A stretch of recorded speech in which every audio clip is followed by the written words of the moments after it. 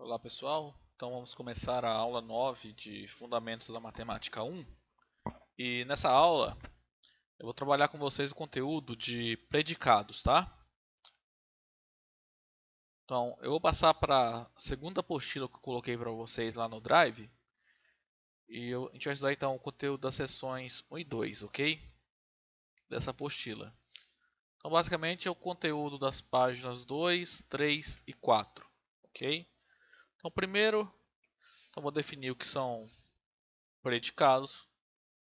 Depois, nós vamos trabalhar com os predicados estudando basicamente duas formas, utilizando quantificadores para obter proposições a partir de quantificadores. Então, nós veremos o operador universal e o operador existencial, tá?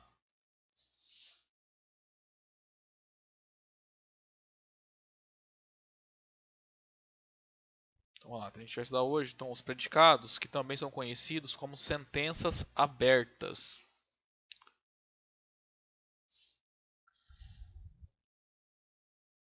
Então, basicamente, predicados são afirmações em que nós temos uma variáveis. Então, a princípio, vamos só focar naqueles predicados de uma variável, tá? Então, por exemplo, x mais 1 igual a 7. Eu não sei dizer se essa afirmação é verdadeira ou falsa. Por quê? Porque ela é verdadeira se x for igual a 6, né? Que daí fica 6 mais 1, vai ficar 7 do lado esquerdo e do lado direito tem 7. E é falsa para qualquer outro valor que eu colocar no x, né? Por exemplo, x for igual a 5. Então, o lado esquerdo vai ficar 5 mais 1 que é igual a 6. E vai ficar a expressão 6 igual a 7, que é falso. Essa aqui também, não sei dizer se ela é verdadeira ou falsa. Depende do valor atribuído ao x. Mesma coisa para essa terceira aqui, ó. Tá? Se o x for solução dessa equação de segundo grau, então eu obtenho a proposição verdadeira. Caso contrário, se eu não pegar uma raiz dela, para ser o valor de x, ela se torna falsa. Tá? Esse exemplo aqui, ó, essa afirmação, ela vive em Paranavaí. Eu também não sei dizer se é verdadeira ou falsa, porque aqui minha variável é o ela, tá? Porque dependendo da pessoa que a gente considerar, eu obtenho uma frase verdadeira ou falsa, tá? Por exemplo, se eu colocar Maria, é uma pessoa que mora em Paranavaí, então a afirmação Maria vive em Paranavaí é verdadeira. Agora, se eu colocar o nome de uma pessoa que não vive em Paranavaí, então ela vai ser falsa, tá? Então aqui é variável, aqui ó, no ela. De outra maneira, eu poderia representar essa afirmação aqui dessa forma: X vive em Paranavaí, ok? Essa última aqui, ó, exemplo 5. X estuda lógica. Depende, tá? Por exemplo, eu estudo lógica, então Anderson estuda lógica.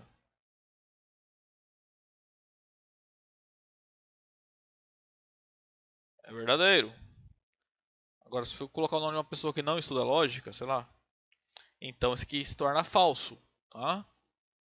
Então, isso que são predicados, tá? Então, são as sentenças em que temos uma variável, então ela está aberta a receber sujeitos, tá? Cuidado, predicados não são proposições, tá? Mas quando eu vou lá e especifico um sujeito, aí ela se torna uma proposição. Como por exemplo aqui, ó, Anderson estuda lógica, ok? Ó, igual aqui, se eu colocar x igual a 6, a proposição fica assim, 6 mais 1 igual a 7. Isso aqui é uma proposição, já isso aqui não é, ok?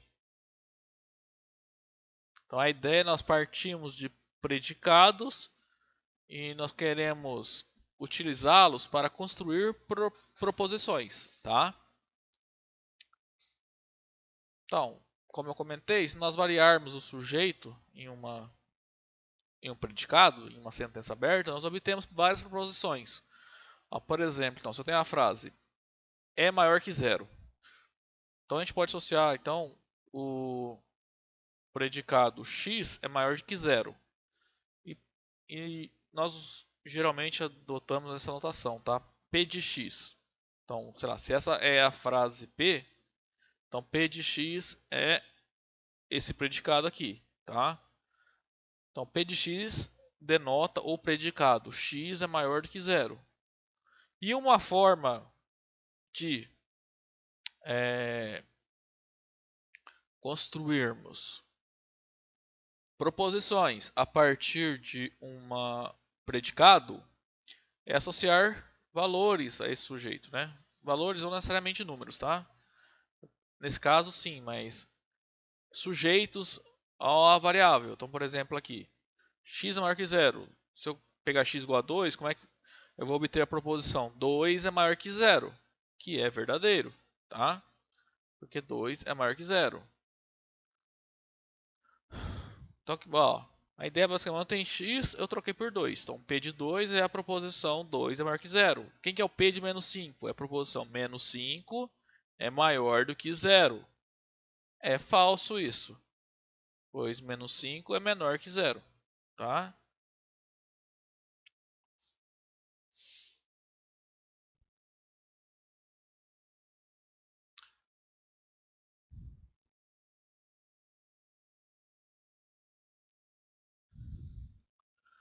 Então, que é um predicado? É qualquer afirmação que tenha variáveis, tá? Como eu falei nessa aula, nessa parte do curso, nós vamos nos fixar naquelas proposições com uma variável apenas, tá? Então, aquela observação que eu fiz antes, que predicado não é proposição, tá? Pois ele ser verdadeiro ou falso depende do valor do sujeito, né, que nós escolhemos, tá? Para a variável. Bom, vamos ver então, talvez as duas maneiras mais importantes de transformarmos os predicados em proposições, tá? Bom, existem duas maneiras de transformar sentenças abertas, ou seja, os predicados, em proposições. A primeira é aquela de associar valores, tá? Igual nós fizemos ali em cima. Eu tenho, deixa eu apagar aqui. Então, eu tinha o predicado P de x, x é maior que zero. Aí, uma maneira de transformar isso aqui em um predicado é associar valores ao x, tá? Então, P de 2 é 2 é maior que zero, P de menos 5 é menos 5 é maior que zero e assim por diante. Posso escolher quem é o P de 10 aqui, por exemplo. P de 10 é a proposição 10 é maior do que zero. E assim por diante. Então, uma forma é associar valores às variáveis, tá? E a segunda maneira que nós vamos ver agora é a de utilizar quantificadores, tá? O que nós faremos é trabalhar com dois quantificadores, o universal, tá? Que é esse A de cabeça para baixo, e o existencial, que é esse E de trás para frente. Tá. Primeira coisa que a gente vai ter que tomar cuidado é para utilizar os quantificadores, nós vamos precisar de duas coisas. Um predicado, tá? E o conjunto em que os sujeitos, ou seja, a variável, pode obter valores. Esse conjunto nós chamamos de conjunto universo, tá? Então acontece. Para utilizar quantificadores, a gente precisa então do predicado e do universo. O universo é o conjunto de valores ao qual o x pode assumir, tá?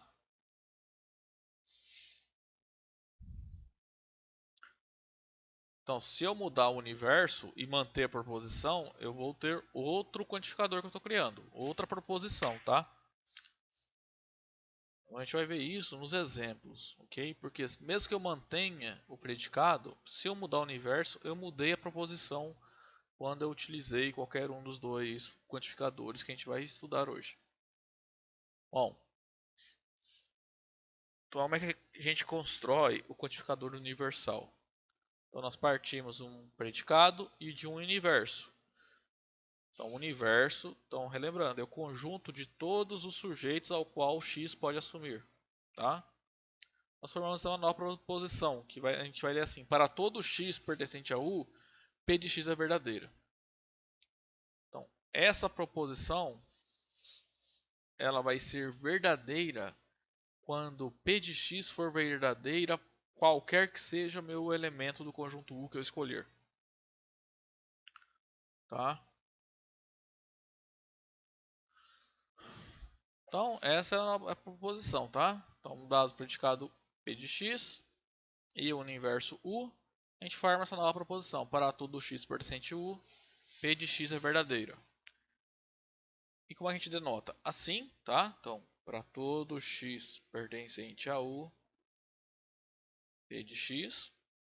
Ou assim, para todo x pertencente a U, p de x. Então, sempre que eu tiver assim, escrito, ou assim ou assim, é basicamente que é uma afirmação que está dizendo que para qualquer valor de x que eu escolher, desde que o x esteja dentro do conjunto 1, a proposição correspondente que eu obtenho, p de x, é verdadeira. Tá?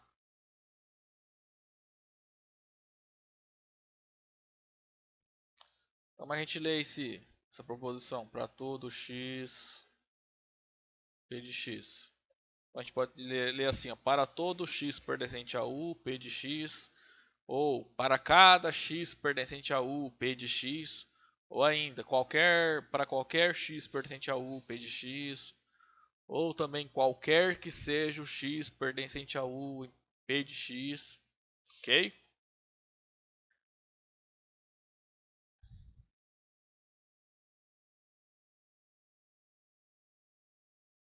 Então, vamos lá, considerar esse predicado aqui, ó, p de x é o predicado x é maior ou igual a zero, ok? Se o meu universo for o conjunto dos números naturais, então nós obtemos a proposição para todo x pertencente a u, p de x vai ficar para todo x pertencente aos naturais, tá aqui, x é maior que ou igual a zero. X é maior ou igual a zero, porque é o p de x. Tá? Se u for conjunto dos números inteiros, então só relembrando os naturais, então são esse conjunto aqui. E os inteiros pega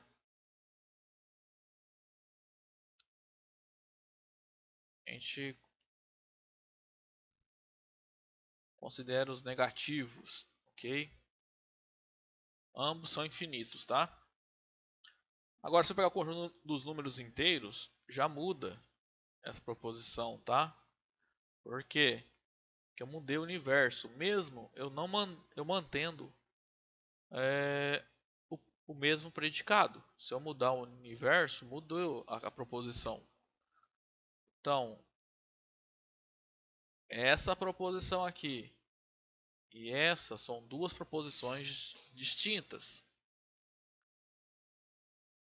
Essa aqui é verdadeira, tá? Por quê? Porque qualquer número natural que eu pegar, ele é pelo menos zero, tá? Então, x maior ou igual a zero é verdadeiro qualquer que seja o x que eu pegar dentro do conjunto dos números naturais. Já essa proposição, a segunda aqui, é falsa. Por quê? Não é verdade que todo número inteiro é maior ou igual a zero, porque os números negativos não satisfazem essa relação, ok? Então isso aqui é falso, não é porque x ser maior ou igual a zero não é verdadeiro para todo x inteiro, tá?